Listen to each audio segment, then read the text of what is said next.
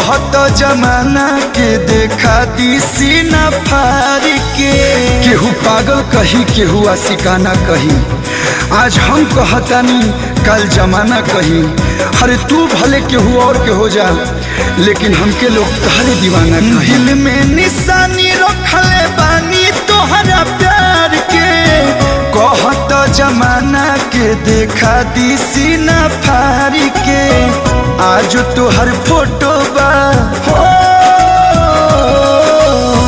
आज तोहर फोटो बा करे जहवा में टांगल। आज तोहर फोटो बा करे जहवा में टांगल। यही से दीवाना तोहर भइल बाटे पा।